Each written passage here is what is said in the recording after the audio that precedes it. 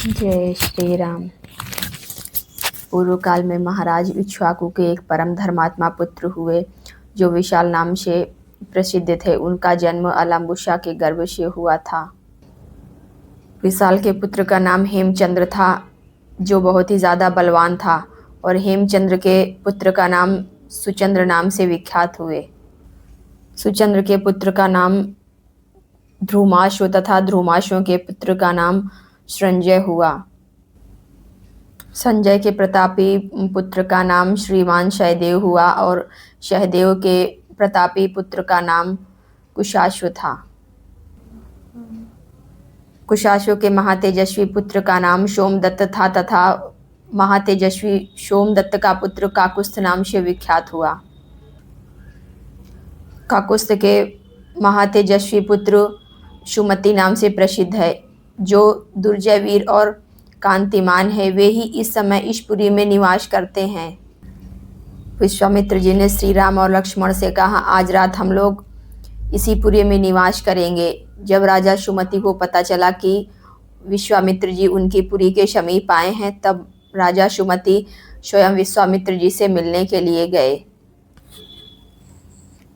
अपने पुरोहितों और बंधु बांधवों के साथ जाकर के राजा सुमति ने विश्वामित्र जी को प्रणाम किया और उनसे कहा कि मैं धन्य हो गया, आपने स्वयं मेरी नगरी में आकर मुझे दर्शन दिया। अंत में राजा सुमति ने विश्वामित्र जी से कहा कि ये दोनों कुमार देवताओं के तुल्य पराक्रमी जान पड़ते हैं। ये दोनों धनुष और तरकस धारण किए हुए हैं। इन्हें देखकर ऐसा जान पड़ता है कि ये दोनों मानो दो देव कुमार देवलोक से पृथ्वी पर आए हों। ये दोनों किसके पुत्र हैं और यहाँ पर पैदल किस लिए आए हैं। जैसे सूर्य और चंद्रमा आकाश की शोभा बढ़ाते हैं, ठीक उसी प्रकार ये दोनों वीर इस देश को सुशोभित कर रहे हैं। ये दोनों वीर पैदल यहाँ पर किस लिए इस देश में आए हैं। राजा सुमति की बात सुनकर के विश्वामित्र जी ने उन्हें छिद्राश्रम में निवास करने वाले राक्षसों के वध का प्रसंग यथावत रूप से सुनाया। विश्वामित्र जी की बात सुनकर के राजा सुमति को बड़ा आश्चर्य हुआ और उन्होंने उन दोनों राजकुमारों का विधि पूर्वक आदर सत्कार किया। राजा सुमति से आदर सत्कार पाकर के वे दोनों कुमार एक रात वहां पर ठहरे और फिर सुबह उन्होंने मिथिला के लिए प्रस्थान किया। मिथिला में पहुंच करके जनकपुरी की सुंदर शोभा देख करके सभी साधु लोग वहां की भूरी भूरी प्रशंसा करने लगे। मिथिला के उपवन में एक पुराना आश्रम था जो देखने में तो अत्यंत रमणीय था, परंतु वहां कोई भी निवास नहीं करता था। उसे देख करके श्री रामचंद्र जी ने विश्वामित्र जी से पूछा, भगवान यह कैसा आश्रम है, यह तो अत्यंत रमणीय है, फिर भी यहाँ कोई भी मुनि क्यों नहीं रहता है। मैं यह सुनना चाहता हूँ कि यह आश्रम पहले किसका था। श्री राम का यह प्रश्न सुनकर के विश्वामित्र जी ने उन्हें बताया। पूर्व काल में यह आश्रम जिस महात्मा का था उन्होंने क्रोधपूर्वक इस आश्रम को श्राप दे दिया था। यह आश्रम महात्मा गौतम का था। उस समय यह आश्रम बड़ा ही दिव्य जान पड़ता था। उस समय इस आश्रम की पूजा देवता लोग भी किया करते थे और इसकी प्रशंसा भी करते थे। पूर्व काल में महर्षि गौतम अपनी पत्नी अहिल्या के साथ रह करके यहाँ तपस्या करते थे। महर्षि गौतम ने यहाँ बहुत वर्षों तक तप किया। एक दिन जब महर्षि गौतम ऋषि अपने आश्रम पर नहीं थे, उसी समय इंद्र महर्षि गौतम ऋषि का वेश धारण करके उनके आश्रम में आए और अहिल्या से बोले, रति की इच्छा रखने वाले प्रार्थी पुरुष ऋतुकाल की प्रतीक्षा नहीं करते। मैं तुम्हारे साथ समागम करना चाहता हूँ।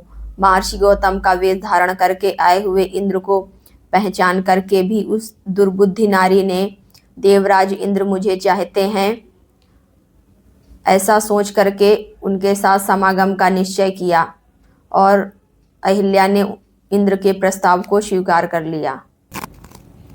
रति के पश्चात अहिल्या ने देवराज इंद्र से संतुष्ट होकर के कहा कि मैं आपके समागम से कृतार्थ हो गई हूँ, अब आप यहाँ से शीघ्र चले जाइए। आप अपनी और गौतम मुनि के क्रोध से मेरी रक्षा कीजिए। तब इंद्र ने अहिल्या से हंसते हुए कहा, मैं भी इस समागम से कृतार्थ हो गया। मैं जैसे आया था मैं उसी प्रकार चला जाऊंगा। देवराज इंद्र जब कुटी से बाहर निकले तो ऋषि गौतम के आ जाने की आशंका से भागने का प्रयत्न करने लगे। इंद्र ने देखा कि ऋषि गौतम हाथ में शमिधा लिए आश्रम की ओर ही प्रवेश कर रहे हैं। उनका शरीर तीर्थ के जल से भीगा हुआ है। जब देवराज इंद्र ने ऋषि गौतम को इस प्रकार देखा, देवराज इंद्र भय से कांप उठे। दुराचारी इंद्र को मुनि का वेश धारण किए हुए देख करके ऋषि गौतम ने देवराज इंद्र से कहा, तूने मेरा रूप धारण करके यह पाप कर्म किया है, इसलिए तू विफल हो जाएगा। ऋषि गौतम के ऐसा कहते ही देवराज इंद्र के दोनों अंडकोश उसी क्षण पृथ्वी पर गिर पड़े।